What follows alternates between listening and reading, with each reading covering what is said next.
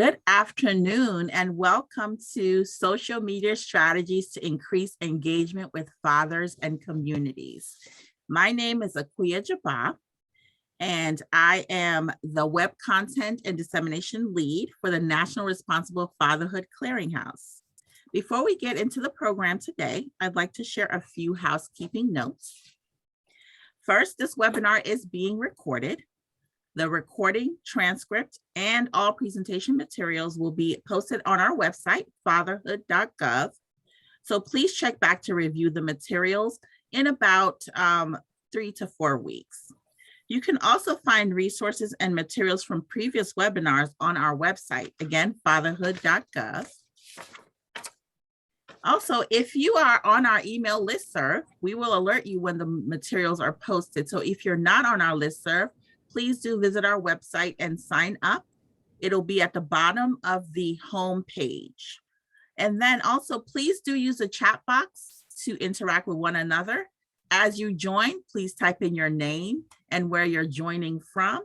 And we'd love to interact with you via the chat box. And then we'll respond to as many questions as possible. We will have a Q&A section once all the presenters have shared their content. So please do post your questions there and we'll grab them and answer them. And then lastly, during the webinar, we will share items that you can download directly from the chat box. So do pay attention to that section as well. We may mention a resource and you'll see it posted right there in the chat box for you. So now that we've talked through those items, let's get into what we'll be going through today. So we will start with Patrick Patterson, our project manager for the NRFC. You see him waving there. He'll give us opening remarks. Then we'll talk through our goals and objectives for this webinar. You'll learn a little bit more about the National Responsible Fatherhood Clearinghouse, or NRFC. You'll meet our wonderful presenters today, and then we'll get right into those presentations. We'll follow that up with Q&A. And then lastly, we'll share some tips and resources because we really want everything that you learned today to be actionable. So we're going to give you some things to take away that you can start to use right away. And then lastly, we'll ask that you provide feedback on the webinar. Your feedback really helps us to improve as well as to learn the topics that you're interested in for future webinars. So please do take time to complete that webinar. All right, so now that we've talked through those items, I would like to move into Patrick and give you a little bit about Patrick. So Patrick Patterson is our project manager. He's been our project manager for a great deal of time. I'm not going to give away your age and say how long, Patrick. He is a technical director at ICF, where he currently works as a project manager for the Clearinghouse. He does see the day-to-day operations, including the national media campaign and the website and other tasks on this clearinghouse. And Patrick is a sought-after speaker and facilitator on issues of responsible fatherhood, parenting, and healthy relationships. He's delivered over 750 fatherhood trainings, keynotes, consultations, and workshops for both public, private agencies across the world. He earned a bachelor's in social work from Benedict College in Columbia, South Carolina, and dual master's degrees in social work and public health from the University of South Carolina. To learn more about Patrick's extensive experience, please take a look at our bios, which we will provide in the chat. Welcome, Patrick. Thank you, Akuya. Good afternoon or good morning, depending on where you're calling from. We're really happy to have you guys join us for this webinar. As we know that today, although we're kind of moving out of COVID, we're still working with folks through social media and virtual platforms. So I bring greetings to you on behalf of our director, Kenneth Braswell, and our entire team. And so today I want you to sit back and enjoy the conversation from experts who are doing this work, particularly using social media. I cannot leave you without just kind of highlighting and introducing the Clearinghouse for those of you who are new to us. The Clearinghouse has been around for almost a little more than a decade. It's a federally funded resource. We're often known by fatherhood.gov. We have so many wonderful opportunities to connect with the public via our website. via social media. You will often find products. I would offer you a chance, when you get a chance to go back to the website again, look for resources, the Fatherhood Toolkit. You'll also see we have a robust media campaign. Every year, we do a series of commercials that are intended to celebrate and elevate fatherhood for not only you, but for the work that we're doing. The last thing I think is really important to mention is we have a call center. The call center is staffed 5 days a week, 8 hours a day, and we have both English and Spanish speakers. The number is 877-4DAD-411. If you have a father that is looking to get questions answered around child support, custody, visitation, his monthly or arrears, if he's owing child support, that's a place that you can go. We have a number of fathers and moms that call the call center. So I'll give you the number again. It's 877-4DAD-411. I'll close by saying this.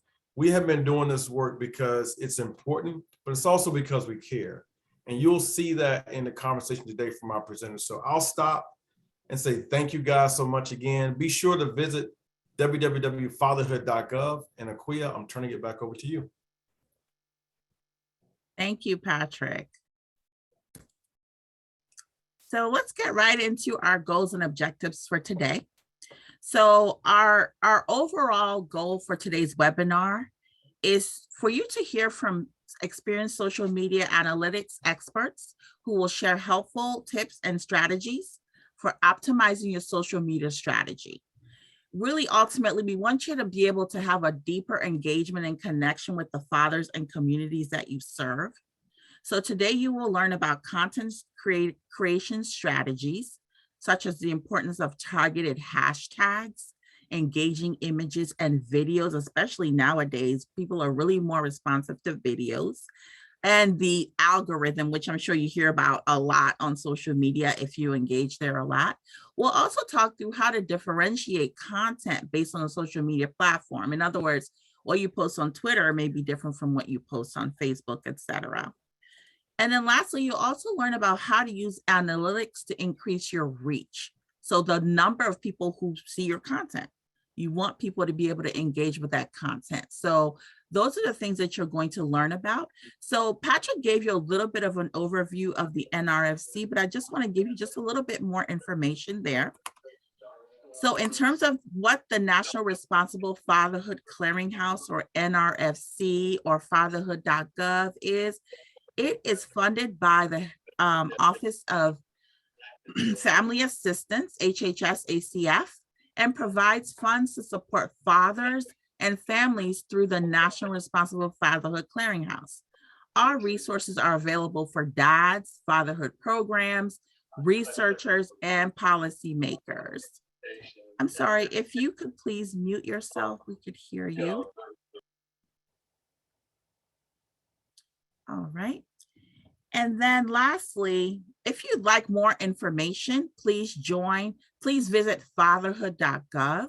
We also have a virtual collaborative community. That's a place where you can continue conversations that happen during webinars or just interact with other practitioners in the field.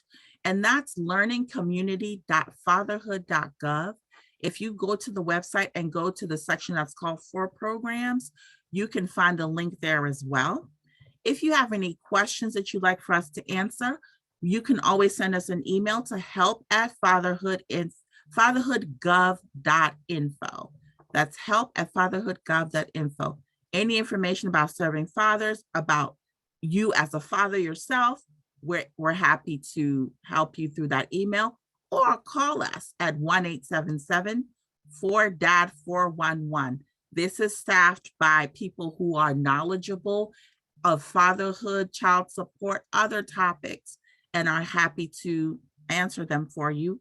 And then, of course, engage with us via social media.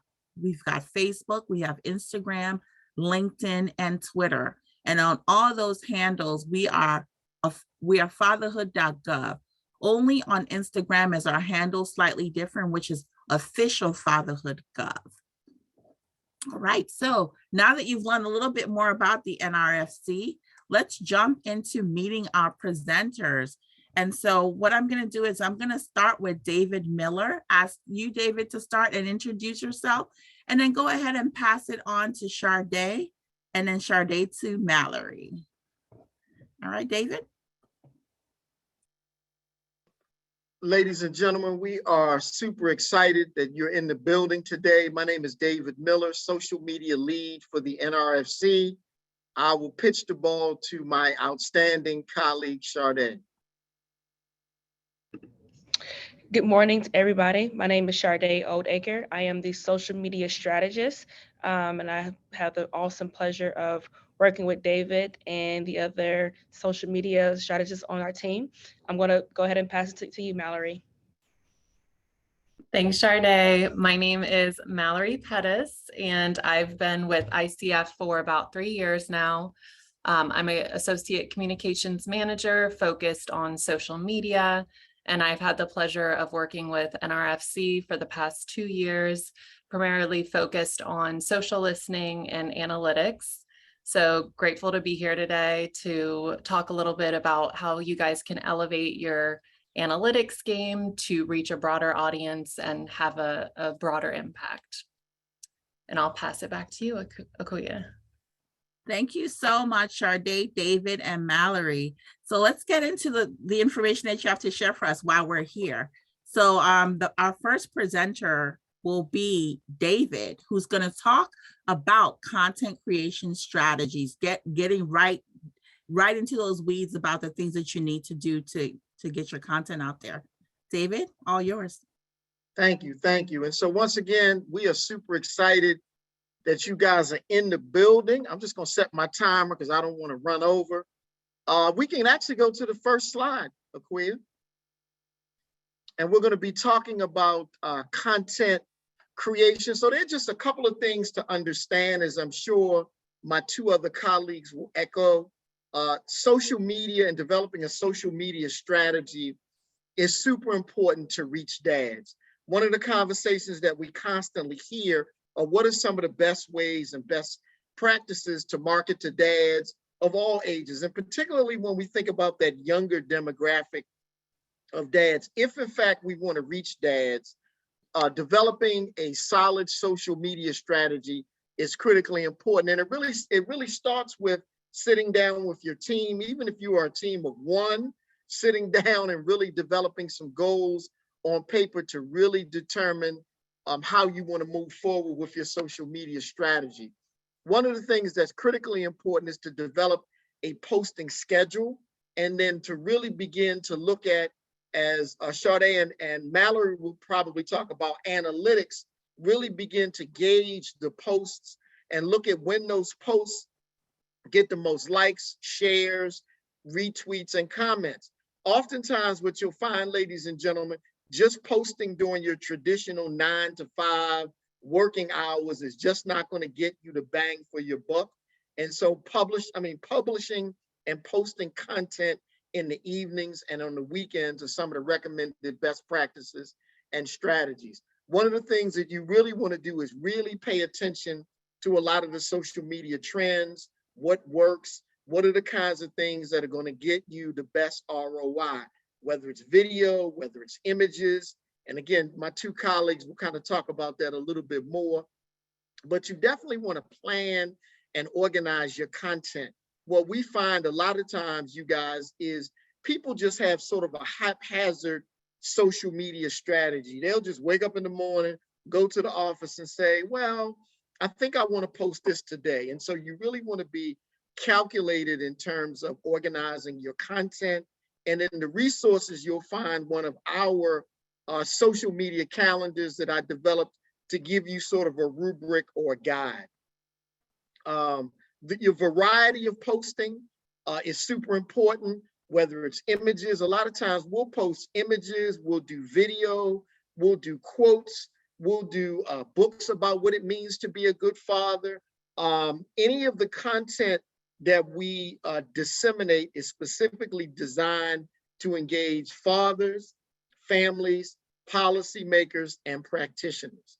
We try to always make sure that you use camera-ready images. One of the worst things that you can do is kind of post images on your social media platforms that are distorted and that are not high resolution. And then the last thing is really important to ask questions to your targeted audience. And oftentimes the questions could be as simple as what do you remember about, what do you remember when you became a dad? What was some of your most memorable experiences being a new dad? Kind of heartwarming, important questions that as dads, we kind of think about a lot. I find that we get a lot of bang for our buck just asking, simple questions. If you have older children, if you're trying to reach older dads, what are some of the things that you do raising a teenager? And so just asking, questions. What are some of the ways that you can better support mom in this parenting journey? So again, asking targeted questions to your audience. You can go to the next slide.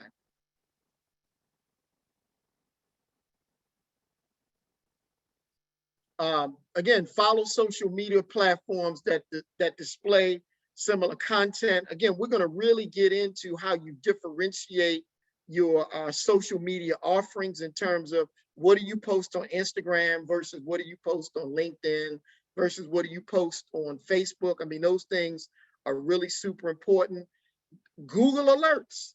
And so setting up your Google Alerts to notify you about articles, research briefings, heartwarming stories. So you can, as a Google Alert, you can type in fathers, fatherhood, daddy, new parents, co-parenting, child support, dads and mental health. You think of a topic and you plug it into your Google Alerts, you'll get timely articles.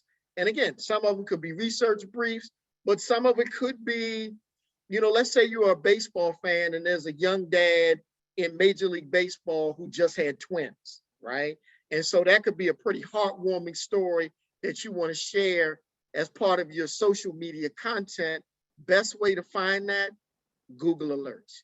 So again, researching topics that are related to your particular audience. As a co-parenting, at the NRFC, we do a great deal of content around co-parenting. We do a lot of work around mental health and physical health, particularly encouraging dads to get your annual physicals, to pay attention to all of the physical health kinds of appointments that are necessary, and then looking at anything related to, stress, mental health, anxiety, and depression, because we know being a dad could be overwhelming. And then some of the hot button topics or issues like child support and visitation. What are some ways that you can modify an existing child support order? Or what do you do if you are a long distance dad? You live in New York and your children live in Phoenix, Arizona. And so we try to touch a lot of those issues that dads are dealing with, raising children with disabilities. Even as a father, you raise your children, but now you're also helping to support your own parents. And so those are some of the timely topics that we find.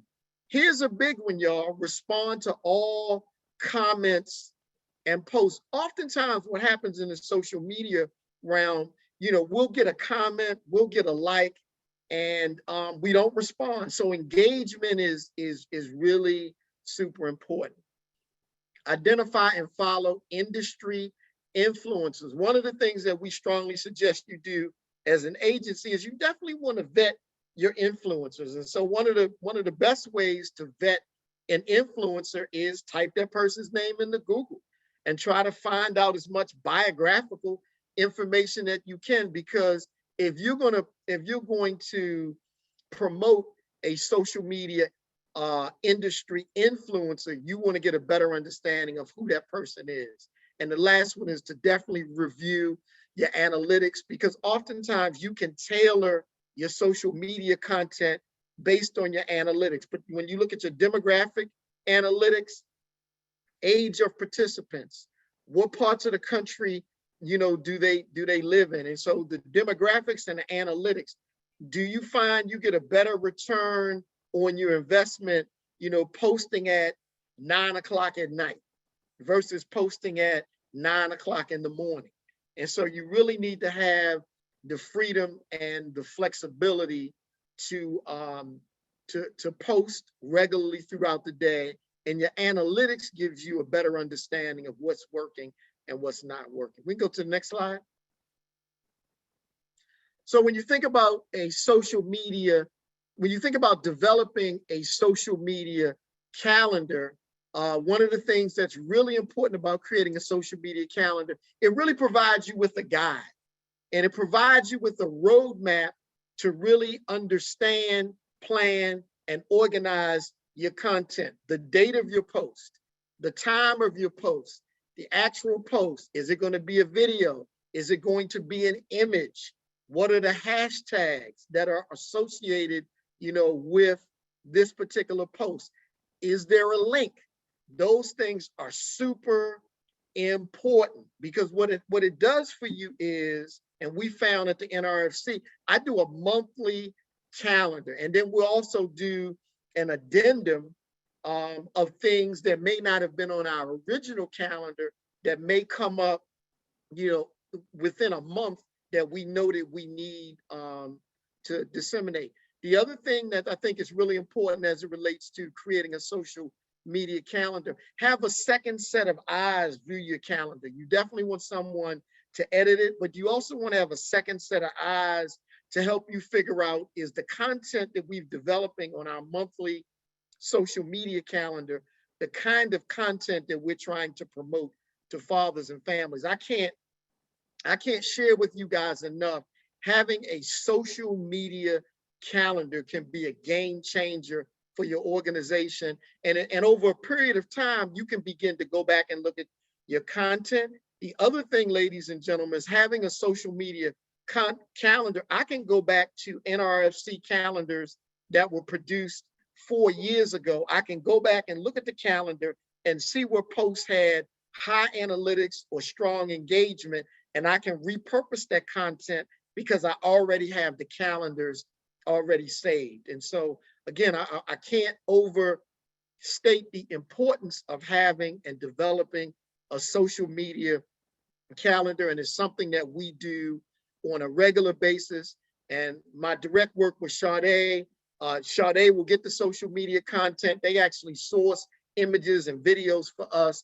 And so we've created a team approach to ensuring that we can disseminate a great deal of information to our constituencies, which is fathers, families, practitioners, and policymakers. Next slide.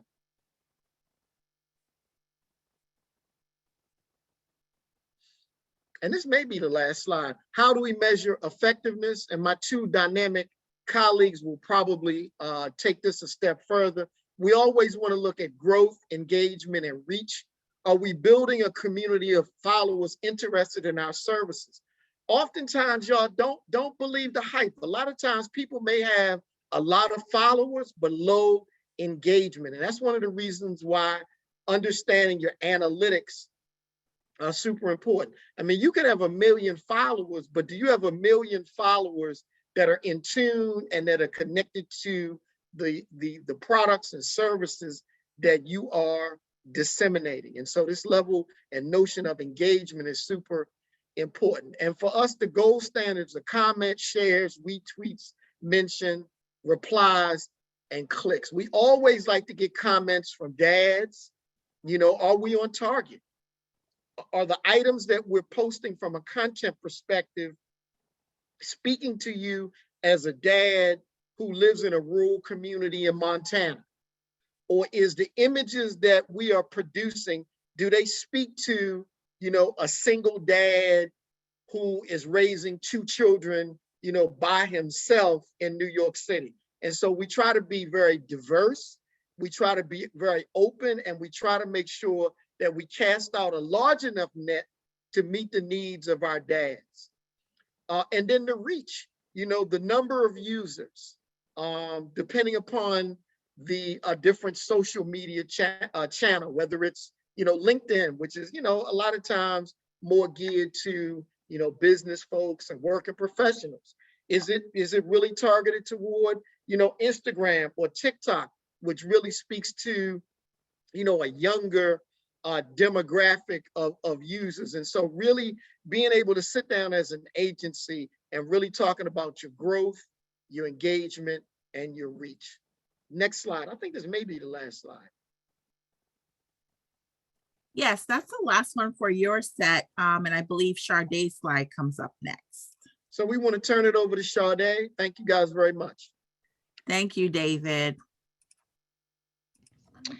Great information, David. So now we're going to talk about how do you differentiate the content based upon the platform. And so I can go to the next slide, Aquia.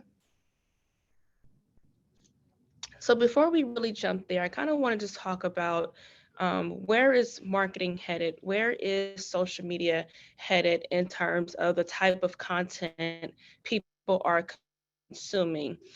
Specifically, fathers are consuming, right? And so guys fit all communication approach that doesn't really work anymore. People engage with content differently depending on the platform. One difference is practitioners more so use LinkedIn as a tool for research, as a tool to connect with other practitioners for best practices. But your dads are going to be more so on Instagram or TikTok or YouTube and Facebook. And so historically, you know, marketing was all about mass communications, right? Getting your message out there to as many people as possible with the lowest cost as possible. However, with the way technology is moving, people now want a experience, right? When they're engaging with a brand or a message. And part of that is the future of marketing is really mass personalization. How do we really personalize the message to make it feel as though each user or each dad or practitioner feels as though that they are being heard and understood and that they can see themselves in that. And one way of doing that is making sure that each of your platforms has a different content focus as well. Next slide, Aquia. And so here is just some data I pulled that I really wanted to share with you all. And so when you look at the graph here on the left-hand side of the screen, you can easily see the different platforms and really how the media is really, and how people are using these different platforms. So YouTube is becoming more so the number one way people are digesting video content. So a few things I just want to kind of mention for you all. Facebook is still the most popular social media platform for local marketing, right? However, it does reach more of an older audience, more so your 65 plus audience as well. But it's a great platform to really nurture relationships and community building. They have a lot of different groups on Facebook, lots of different forums on Facebook that is really great for fatherhood engagement. However, Instagram is also a lot more popular for e-commerce engagement as well, but it's also a social status, right? If you're wanting to build organic content, organic relationships, an organic online experience, Instagram is really where you're going to have the biggest bang for your investment. David mentioned earlier about influencers as well. Instagram is a great platform for influencer marketing. Twitter, we do something on the NRC side, which is our Twitter chat, but it's also really, really great for customer service, believe it or not, as well as like your Q&A. A lot of people turn towards Twitter to get quick answers to their questions or their problems that they're having. And so we really utilize Twitter as a way to provide updates and also making sure, because Twitter is predominantly a male audience, we always want to think about thought leadership, really helping men feel empowered as well on Twitter really goes a long way. I mentioned this earlier with LinkedIn being, you know, the most popular social media platform, more so for your business professionals. So you'll have more conversations on LinkedIn that's more specifically geared towards your practitioners, grant holders as well will also be on LinkedIn. And so those who really personalize their content for each platform, they have been able to see almost a 34% increase in the conversion rate as long as video content was added to their campaign. And so the way that the algorithms of social media are moving, you can take a look at Reels on Instagram, stories on Facebook, but also just the rise of TikTok as well. People are consuming video 3 times faster than they're consuming any other type of content. And so that's why a lot of times people are referring to video to kind of get their message out there. Next slide, please. So here is just another data I just wanted to show you all. So once again, in terms of male, right? So I just want you all to kind of take notice in the way that men are consuming content. So for men, YouTube is the #1 way people are consuming content, or men are consuming content. The reason being is because it is video. The second one is TikTok. Once again, short form videos. And so YouTube is also moving towards the algorithm of putting all of this information on small snippets, right? And so because of that, the information allows users to really digest it at a much faster rate. And so we're thinking about, so think about like how-to videos, right? Think about videos about how do you help dads, or how do you help those practitioners or those grantors get more information in a much faster and more consumable way. Facebook, of course, is still the #1 platform that people go to, but in terms of the way that the data is showing us of how men digest information, YouTube and TikTok are the #1, #2 ways of people doing that. Next slide, please. So I want to talk about just some best practices for 2022 in terms of your social media. The very first thing is conduct a social media audit on each platform. It's very easy to do on each different platform. They have an analytics tab. And so what you can do is go there and just see what type of data, and we'll get into analytics right after this, but go on there and just kind of see what type of content are people engaging with the most? Which one has the most likes or the most engagement on each different platform? And then you'll be able to know how to customize that message depending on that platform as well. David also talked about diversifying the content. And so that could be for Facebook, you may do more memes, or you may do more reels. Twitter, you may just do more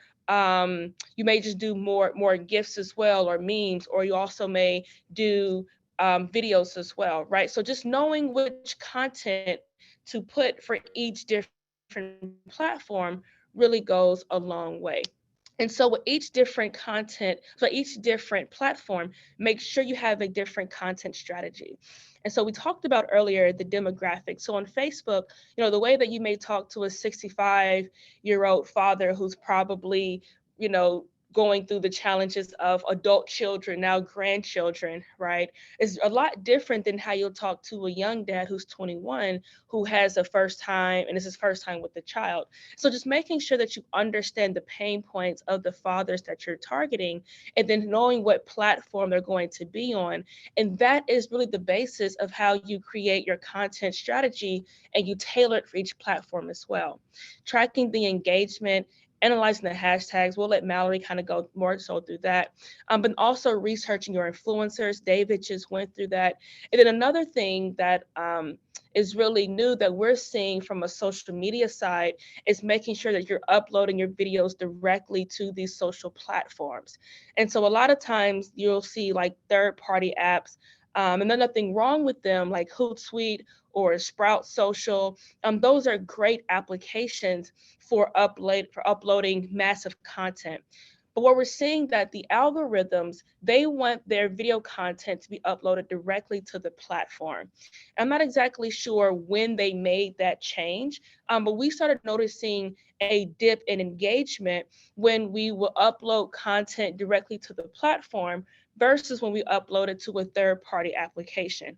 And so that is another kind of tip I just want you all to be aware of, that when you are uploading video to these platforms like TikTok and Instagram specifically, they want their content to be uploaded directly to the platform and not by the use of a third-party application. Next slide, if I have another slide. Okay, great. So the best practices for Instagram, and I don't think I have time to go through all of these, so I'm just going to kind of talk about maybe my top 3 for each different platform. But content is king, right? And so there are some people who will say you need to be posting, 20 times a day. That's a lot, right? We all have lives, we have children, we have different things as well. But the biggest thing I would say is just make sure that your content is valuable, right? It doesn't matter how often you post. You do want to post your stories as often as you can. Try to post at minimum around 3 stories daily. It just increases your retention rate. However, people want content that is valuable to them. So you're making content, making sure that you are thinking of creating content for people to keep coming back to your platform to get information. Instagram, they like last year, 2 years ago, the CEO of Instagram made a statement, and he talked about how their biggest competitor now is TikTok. And so Instagram, they've changed their algorithms and they've changed their platform to no longer just focus on photography, but now to put an emphasis on video. And so with Instagram, you should be posting a lot more reels on your Instagram, a lot more stories on your Instagram as well, because overall, that is how you're going to increase your overall engagement on that platform. Next slide, please.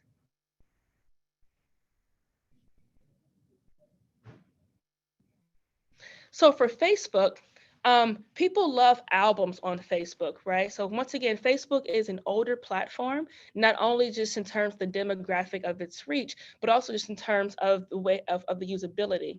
Facebook is still, once again, the #1 platform people go to. They may not be on Facebook as long as they used to be, but people still have a Facebook account. And so we're not at the MySpace age yet, right? So we're still pretty good with Facebook. But typically with Facebook, you are able to post longer form videos on Facebook.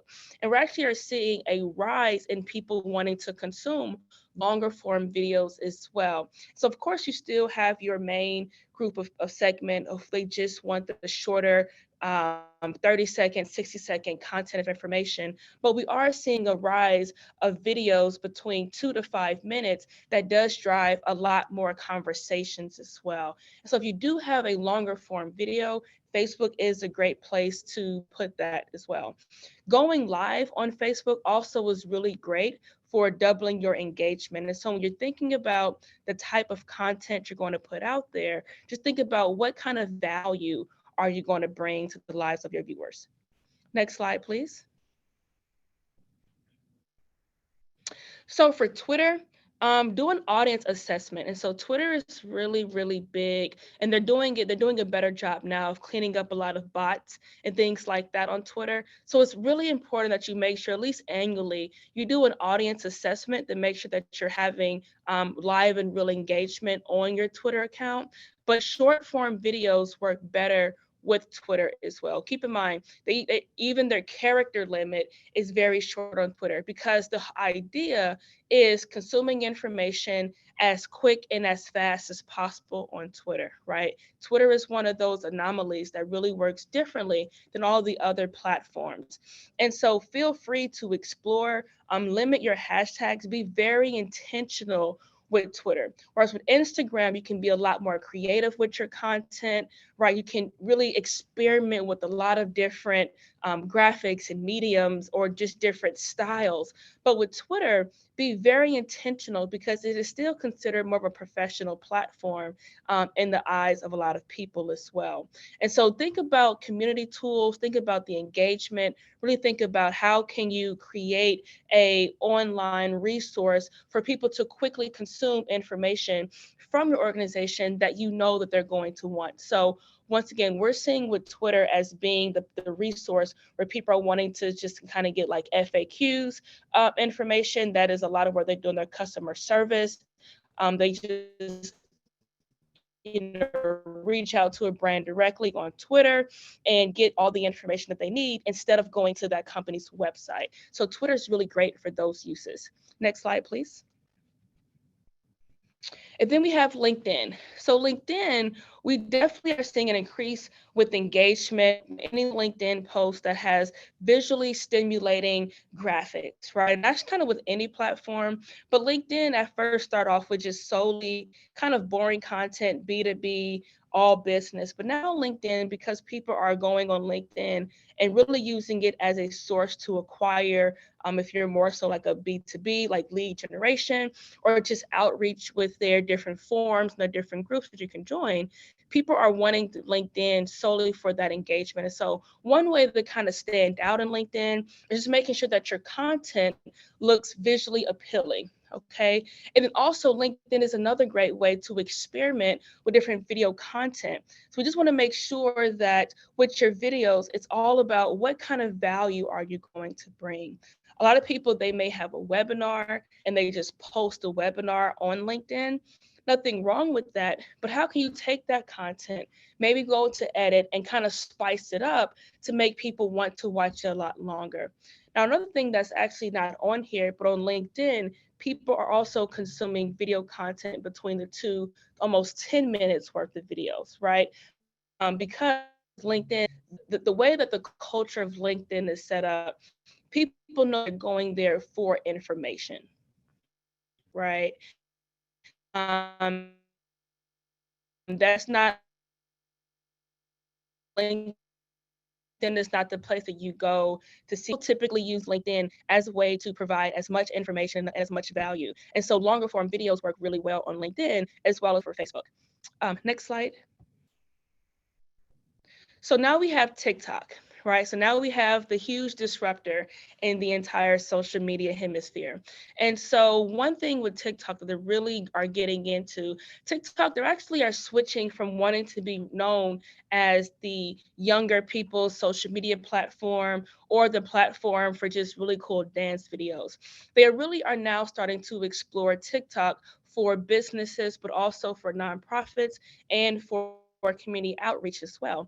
They're just seeing that the way that people have been using TikTok in order to get their message out there, the reach on TikTok is phenomenal as well. And so because of that, look into TikTok ads. You actually are getting more bang for your buck, more investment for your money using TikTok ads because it's still a very new platform, right? TikTok has only been around for like 2 or 3 years. And so it's still a very, very new platform. So because of that, they're still trying to kind of grow and they're also still trying to kind of experiment as well. And so because of that, TikTok advertisements are a really great investment just to kind of explore with, to kind of get started.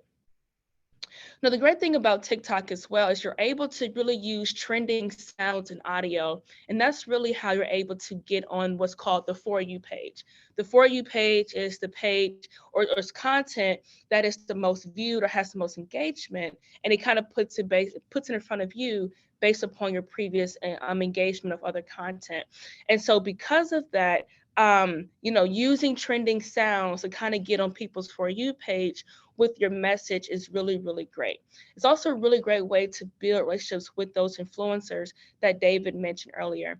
Now, one last thing I want to say about TikTok is be spontaneous, right? TikTok is that platform that gives you the freedom to be fun, gives you the freedom to be authentic. And you also don't have to worry about having this huge production for videos. TikTok actually doesn't like that. TikTok audience, the culture of TikTok, they want things to be organic. They want things to look homegrown. They want things to look as if it was made on a cell phone. And so if you want to get into video, but you may not have a huge budget to do a lot of high-end video production, TikTok is the perfect place to get started a lot with getting into video content for social media. Next slide, if I have another slide, Akua. Okay, and that's everything on me, and I'll go ahead and switch it to Mallory. Thank you, Sade. That No was problem. excellent information on really differentiating your content by platform. So David gave us a little high-level view of what it looks like to really create a strategy, get your content calendars together, and other key elements to get your social media action plan in place. And Sharday just walked us through how to really think through your content strategy and approach each individual platform as a unique platform that has different strengths and weaknesses, as well as different tools and demographics that can be reached. So once you've got all that in place, then the last step, very important step, is to really use analytics to gain insights, to continuously update your strategy, understand if your content is performing well, understand who you're reaching, and whether they're truly engaged with the content that you're putting out. So firstly, what is social media analytics? And as I just said, it's the ability to really gather and find meaning in the data that social channels offer to be able to design and implement a really data-driven social media strategy that's focused on what your audience wants and needs. And why leverage analytics? This is to help you track progress and can really help you inform the strategic decision-making to make sure that your content is reaching the right people, as well as making the impact that you want to have. And we have a few definitions, sorry, taking a long time. The metrics, analytics, and KPIs, those are a few terms I'm going to use here. Metrics are based on the historical data points. So let's say, for example, a post that had 1,000 impressions, that's considered a metric that you're tracking. Analytics is using data to answer specific questions and to track progress towards your goals.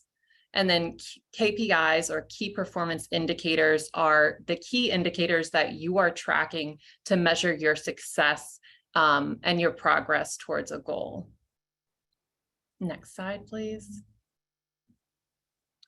So some key steps, starting at the top. First, you really need to identify your primary objectives. And this is something you'll probably do at the strategy level as you're building that out. What is the high level goal that you're trying to achieve with your social media channels? So for example, it could be growing website traffic. It could be expanding your audience, increasing resource downloads, and those are just a few examples. There's so many different high-level objectives that you can have, but this is really that overall objective at the top that's going to guide the entire strategy, and it's going to guide how you're looking at analytics and which metrics you're tracking. So the second step is to determine those social KPIs, key performance indicators, some that you would consider. It really would depend on what your high level objective is, but there's impressions, or how many times a user is served your content in their feed, engagement, that's reactions, shares, comments. Sometimes people also throw link clicks in the engagement metric, or the engagement rate, which is how many people, what percentage of the people that are actually receiving your content are engaging with it. Then we have link clicks, and then click-through rate, followers, which is a very important KPI to track in terms of thinking about reach and impact. And then views, if you're posting video content, tracking the views and engagement that you get there is very important. Then the third step is to review your current metrics to really establish a baseline or a benchmark for yourself and your organization. So taking a look at, when you're thinking about your KPI, if you have impressions as your core, your key performance indicator, looking back to see what is your average impressions per post, establishing that as a baseline that you can use when you're establishing goals to track against. Step 4 is establishing those SMART goals: specific, measurable, achievable, relevant, and time-bound, and creating a plan to reach those goals. So once you have the benchmarks in place, the KPIs, you want to get very specific about what your goals are. Do you want to hit a 2,000 impressions per post mark when you've previously had about an average of 1,000 impressions per post? That would be a very specific, achievable goal that you could track towards. And then you will need to create a plan to reach those goals. So do you need to engage your partners to help amplify your content? Do you need to engage influencers to expand the reach of your content? Those are a few tactics that you could use to reach those SMART goals. And then lastly, very important, you need to review metrics regularly to track progress towards your goals, and then use those insights, not just look at the metrics, but use the insights that you're gaining from the metrics to see where adjustments can be made in your content or your strategy based on those insights. So if you're seeing a stagnation in terms of your impressions, maybe instead of just reaching out to 2 or 3 partners to help amplify your content, you put together a partner toolkit that goes out to 15 different partners who can help amplify your presence or your content. Next slide, please. So this is a sample strategic approach. So just walking through those steps with a specific example in mind. So first, on the left-hand side, the top question, what are we trying to achieve? What is the objective here? And in this scenario, it is to provide resources to help fathers engage with their children. And then the next question would be, what is measurable and what is the target outcome? Something that's one of those SMART goals. It's very specific and measurable. And in this case, it would be increase website visits by 30% over 6 months, so that you know more users are visiting your website, accessing those resources to help them engage with their children. And then how do we get the desired outcome? And in this case, increasing awareness of the website's key resources on social media, maybe by putting out 3 posts per day, depending on the platform, highlighting some of the key resources that you know get traction on social media. Next question would be, what techniques do we use? So one technique or tactic would be to work with influencers to cross-promote that messaging. And then the next question would be, how do we say it? How are we communicating about this particular, these resources that we have? So messaging with authority, credibility, and expertise on the topic. And then last question would be, how do we measure that success? This is where you really get specific about what are you measuring regularly to track to see whether you are achieving your goals. In this case, link clicks are particularly important if you're really focused on increasing website visits, as well as impressions, downloads, and click-through rates. So that's one scenario. And then in the next slide, we have another similar framework to help you think about how everything comes together.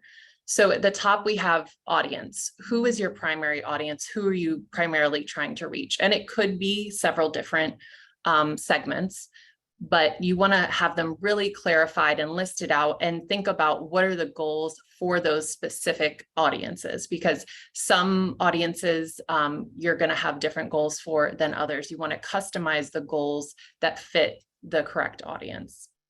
So in this scenario, the primary audience is non-resident fathers. Then you think through the objectives for that particular audience type. So what are the high level goals for that audience? And in this case, we have awareness, interest, consideration, traffic, and conversions. Then we come down to the KPIs. What KPIs are we going to need to measure to know that you're tracking towards your goals? For awareness, reach is a strong API to track that. Interest and consideration, engagement.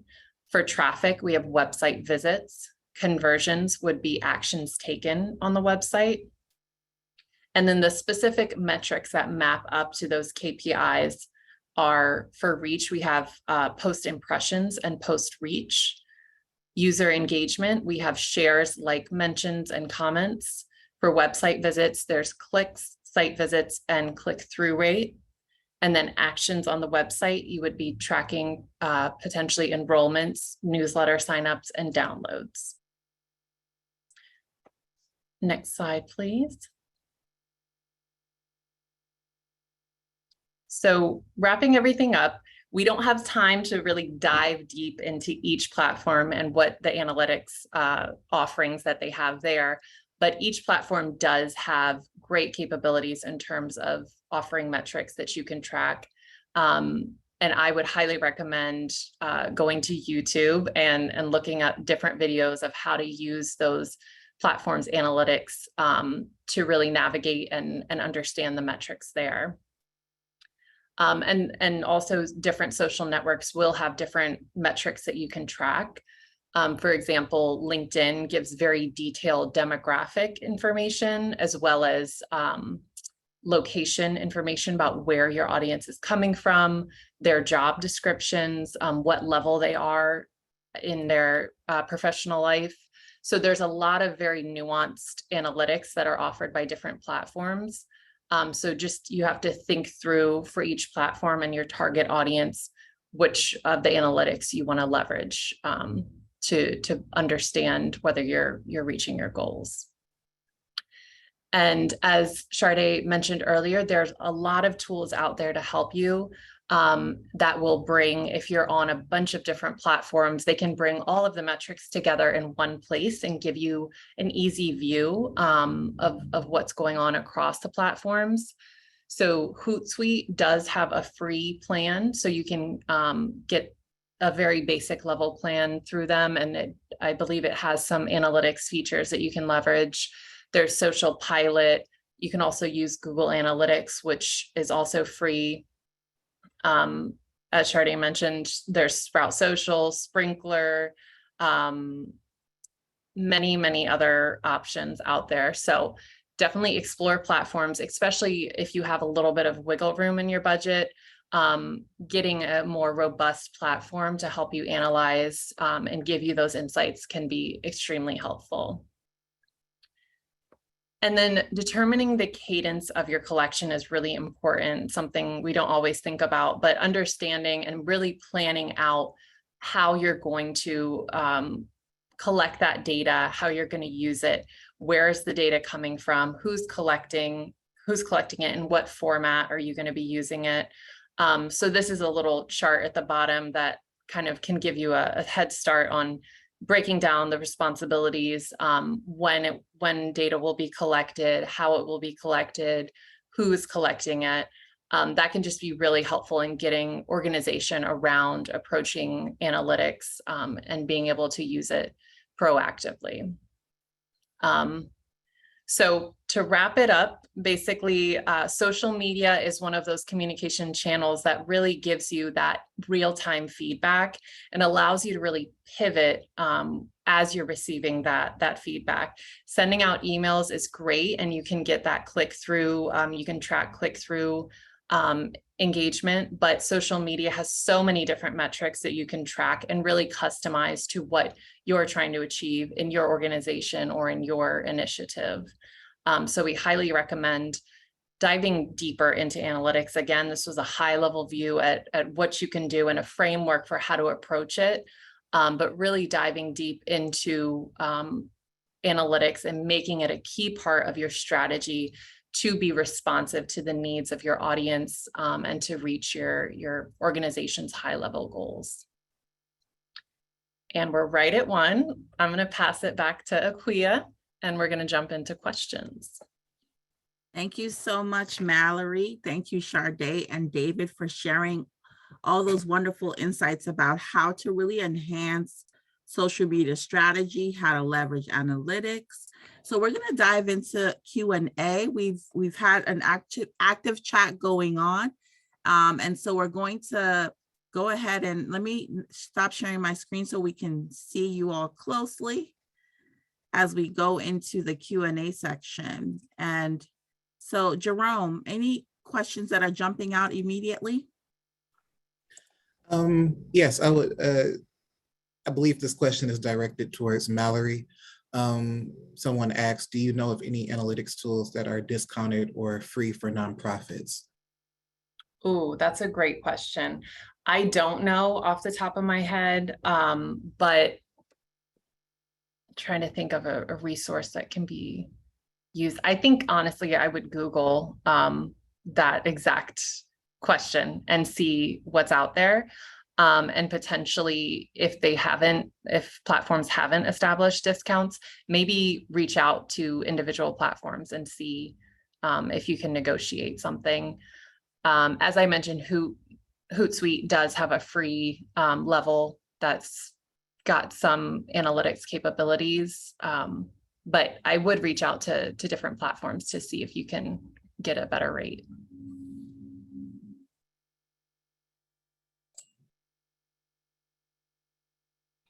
Okay.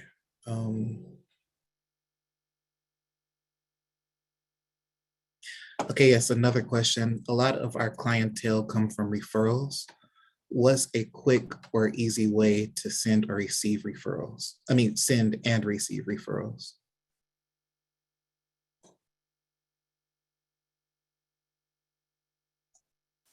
Jerome, think- can you repeat the question? Oh, well, yeah, the person wrote, like, a lot of our clientele comes from referrals, and they're asking what's a quick and or easy way to send and receive referrals. I think one approach is a toolkit approach. So developing a toolkit for your current members or participants that gives them a little bit of sample copy that either they could send in an email or put out on social media, something that they can tweak and make their own with their own language. But giving them tools so they don't have to think about exactly what they need to say, but giving them that template and encouraging them to reach out to their networks and see if they're interested in what your organization is offering. I think that's one way.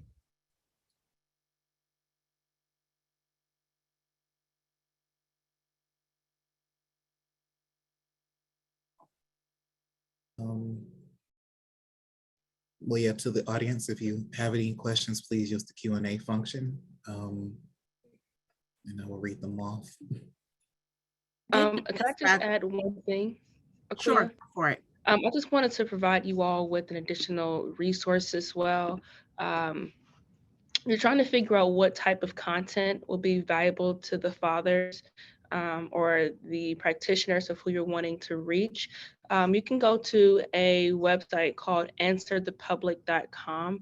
And basically it is a search listening tool that marketers use all the time. And so essentially what this looks like is, so let's say that if there are people who are searching for a particular topic on Google, what happens is this platform, and it is free as well. They have a paid version, they do a free version. This platform gives you the ability to really see everything that people are typing into Google search, Yahoo, or Bing related to that topic matter. So you can literally just type in young fathers or, re-entry fathers or anything like that.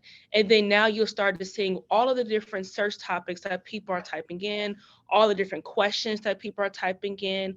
And then now you can start creating content based upon what people are searching. And then that's another way of how you can also use that content for your social media and your messaging that kind of amplifies your voice, also keeps having allows you all to have relevant content on your social media for people to keep coming back to your platforms to want more information from you all. So just want to provide that to you all as well.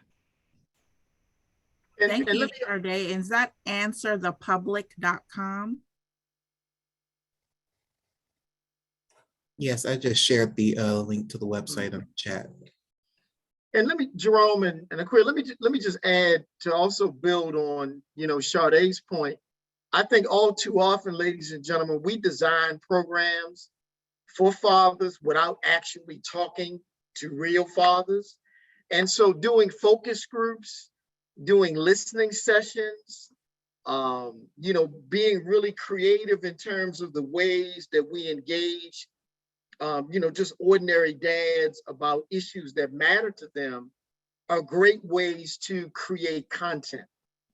And so let's not lose sight of the fact that we live in communities where we see dads at barbershops, in the larger community, at the skating park, walking to the store, that we could actually literally deploy staff to go out and do kind of like man on the street interviews, impromptu interviews, to gain information about what's on the hearts and minds of dads. And then we can actually create that content, invite those dads to then come back in, you know, have lunch, have breakfast, and ask them, are these the issues that you're most concerned about?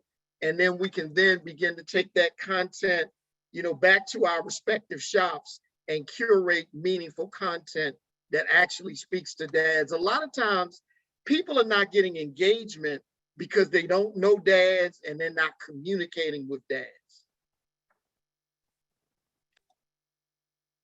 Yeah, I think that's an excellent point. And following on to that, social listening, using tools that analyze social media conversations can be really helpful in understanding what fathers are talking about online, and being able to tap right into those conversations, seeing what hashtags they're using, leveraging that in your content, seeing what stories they're telling, tapping into that. And sometimes you can even generate user-generated content by looking at what's out there. You can see someone that posted a story about their first time being a father and what that experience was like. And you could reach out to them to see if you could use that as a quote in your content, just to make really engaging content. And social listening does not necessarily have to be done through a tool. There's a lot of ways to do it on the native platforms. If you put keywords into or hashtags into the search bar, you can see a lot of content within that topic area. Twitter has a great advanced search tool that I use a lot. I'll put that in the chat, that you can get really specific about what content and what time range you want to see. But then also, if you do have the budget to use a social listening tool, that can be a great way to dive even deeper and look across different platforms and see what conversations are happening. And also, I want to mention, I just looked up quickly nonprofit marketing tools, and there was a resource that listed, I think, 10 or so tools that can be used, social media as well as email marketing and different marketing types, but that is in the chat if you want to check that out. And those are free or low cost tools that can be used. Thank you, Mallory. And in addition to everything that they've shared, during Shardae's presentation, you mentioned that you follow Mosseri, who's the head at Instagram. I'd like to ask each of our presenters, who are you following on social to kind of get the latest of what's happening in social media, to get the breaking news, which can inform your social media strategies? So let's start with you, Shardae. Yeah, so I really love Gary Vanderkloot. He is really, really big on social media. He's really big on helping businesses and just kind of helping marketers understand the importance of consistency on social media, but more so importantly on the type of content that people are consuming as well.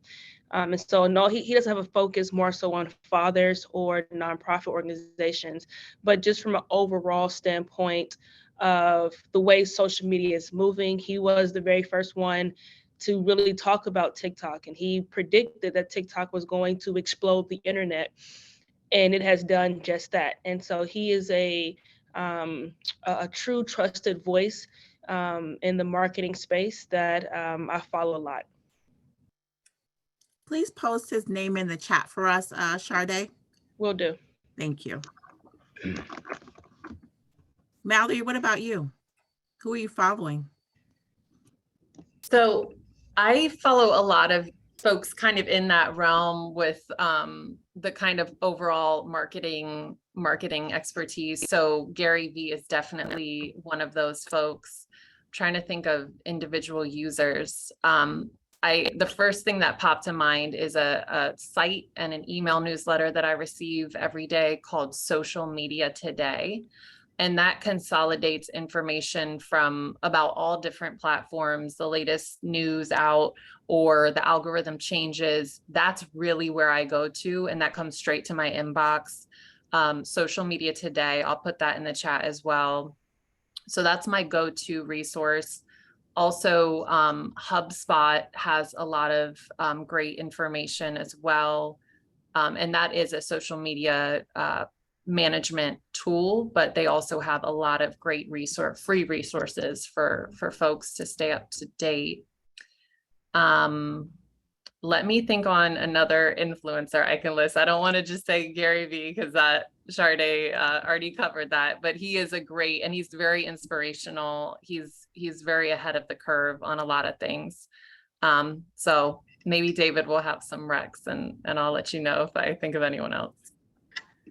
Thank you, Sharday and Mallory. You know, I'm a big Gary Vee fan. I think all of us are Gary Vee fans, particularly in terms of his discussions around content management and ROI and the importance of what does engagement really look like, you know, making sure that you follow up with folks in terms of likes and comments. But we also follow both at the NRFC and individually. Check out Dear Fathers or the Dad Gang. I really try to look at what real dads are talking about, even though our constituency is diverse in terms of individual dads, policymakers, and professionals. I really like to follow a lot of groups that are really talking about, you know, dads raising daughters, you know, single dads, dads raising children with disabilities, issues related to child support. So I really try to follow any and all influencers and organizations that are really speaking to the hearts and minds of dads, rural dads, suburban dads, urban dads, dads that are living in another country, but their children are living in the US. You know, these are some of the core issues that I find, you know, dads are really navigating. But I'm a big Gary Vee fan.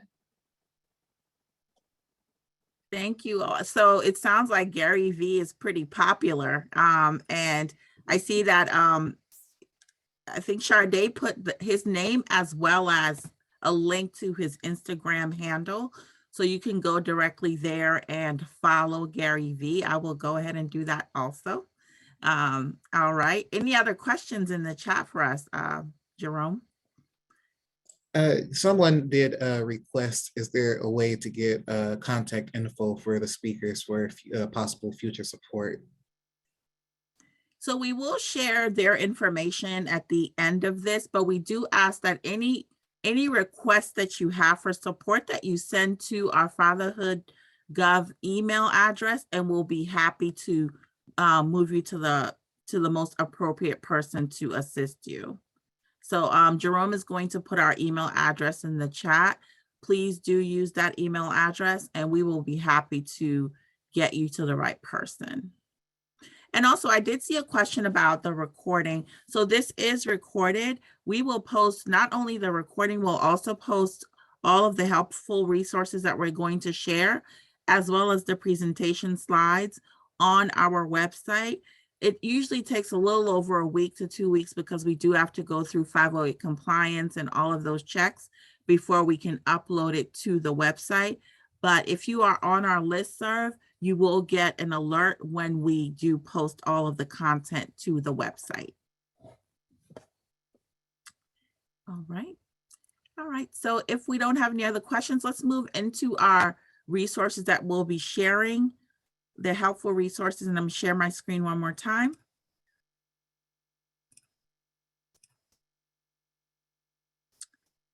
All right, so for those of you who were wondering about our presenters, Once again, we have David, who you just did the Q&A. David, Sharday, and Mallory, who are our presenters for today. And so they will, like I said, the best way to get to assistance or additional support is that NRFC email address. So now let's talk through some tips and resources, because as we said, we really want this to be actionable for you. We want you to be able to take some things from today and start to work on those things. So we have these list of helpful resources, which I believe Jerome will be able to pop into the chat for you. So we have a Responsible Fatherhood Media Toolkit, and we already have images there. We already have language there that you can start using today. So if you want to use some of those images or for posts to just start a conversation, just to engage with folks, please do use that Fatherhood Media Toolkit. It features our PSAs, which you can find on our dedication homepage. So that's fatherhood.gov/dedication, and you'll be able to see all of our videos, and those videos are also represented, or images from those videos are represented in our media toolkit. We really have a lot that you can use, so please do visit that toolkit. We also have some previous webinars, which include resources that really get into messaging around social media, using the internet. And then we also have a couple of videos, our Connecting Dad videos, dedication videos.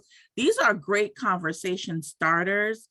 We have not played that dedication video and not had a reaction. We've had a reaction anywhere that we've played this dedication video. So it's a great tool to share on your website or on your social media to get things started, or even when fathers come into the office. It's a great tool to kind of start a conversation. And then also, you heard a couple of our presenters mention Google Analytics. So we have included a link to just kind of start learning about Google Analytics, how you can use it for your own program. And then also we have additional information about building a social media strategy. And it's for 2022, because as Sharday and David and Mallory said, you have to stay on top of what's happening. Things are changing. Your strategy from 5 years ago is really not going to work for 2022. So this particular document gives some tips about strategies that are relevant for now. And then also this 8 top social media scheduling tools. We talked earlier about scheduling, and we know you're busy. You're serving fathers. You have a lot going on. So if you can schedule some of your posts ahead of time, it'll kind of save you the time of having to log in every day to send a post. If you put some dedicated time to schedule, so this document actually lists out some scheduling tools, and then you can kind of look at the pros and cons and decide which one works for you. And then also to dig a little deeper into social media analytics, this document here goes a little deeper. Mallory is not able to give you the breadth and depth of what it means to really use analytics. And so this document helps you to dig a little bit deeper there. All right. And then lastly, we want to thank you so much for joining us for this webinar. And as we said, we really value your feedback. So we're going to pop into the chat a link to our feedback survey. If you could please complete it for us. And also, we encourage you to join our virtual collaborative community. This is where practitioners are able to connect with one another, to talk through topics, to talk through strategy. We're going to have a group specifically for this webinar, a group that focuses on the topics that we talked here, where we will continue to share resources. So please do click on this community, learningcommunity.fatherhood.gov, to join, and that way you will stay on top of all of the conversations that are happening. And before we end today, I would like to toss it to each of our presenters just to say one more thing you'd like for us to leave with today. Let's start with you, Mallory. Sure. First of all, thank you all so much for attending and asking great questions. Hopefully the information we shared today has been helpful. David and Sharday, thank you so much for being excellent co-presenters and giving so much valuable information. I think a key takeaway, or something that I would just put out there, is don't let perfect get in the way of good when it comes to social media. I see a lot of people get too caught up in the details and they don't end up executing. So wherever you are at, just start where you're at, put together a basic plan, or just start putting content out there. Over time, come up with a plan and get the strategy together. Or if you're already way ahead, you have a strategy, you've been executing, take the guidance about looking thoroughly at your analytics, doing a very thorough audit. But basically just start where you're at and start taking action, because that's what it's really about on social media, is getting out there, putting out valuable content, reaching your audiences and achieving the goals that you have. So don't let perfect get in the way of good, and just start where you're at. Thank you, Mallory. That's awesome advice, I think, in life in general. Yep, that too. All right, David, what are your thoughts? Just want to thank the entire team, Mallory, Sharday, Jerome, Maquia, Patrick, and all of the NRFC team. Y'all, let's be organic. Let's have fun with it. Let's be spontaneous, but at the same time, we can deal with some of the more critical issues that dads are dealing with. And last but not least, let's not forget that dads want to talk about their fatherhood journey, good, bad, or indifferent. And having these meaningful, robust conversations about fathers related to their fatherhood journey can help you create authentic material. A lot of times, I see a lot of content for dads that's really stagnant, that's not creative, and that doesn't really speak to authentic fatherhood. And so keep those things in mind. Thanks. Thank you, David. Let's be organic. All right, Sharday, what are your thoughts? I just want to kind of echo everything that Mallory and David said earlier. Thank you all so much for the opportunity and just for a chance to talk to you all about things that we're very passionate about. I think, my biggest takeaway, I just want everybody to understand, is social media. The key word in that is social. And so make sure that when you are on social media, that it's not coming across as a one-way interactive. Right? It is a conversation between you and fathers as well. And so be social, but most importantly, be authentic. Don't try to get caught up in the number of likes, number of followers that you have. It's more so about creating true, authentic relationships. You can do a lot and make a huge impact with a few people who are consistently following your content and resharing your content. And so, like I said, be social and be authentic on your platform. And then all your other goals in terms of, your reach and your numbers, it'll happen organically, as David mentioned. So thank you all once again. I enjoyed this, and I'll talk to you all soon. Thank you, Sharday. And I see Patrick in the chat as well saying, let's follow each other. Pop your social media handle in the chat. We'd love to start to follow each other, and make sure to follow the NRFC so that you get information as we post it. Patrick, anything you'd like to add as well?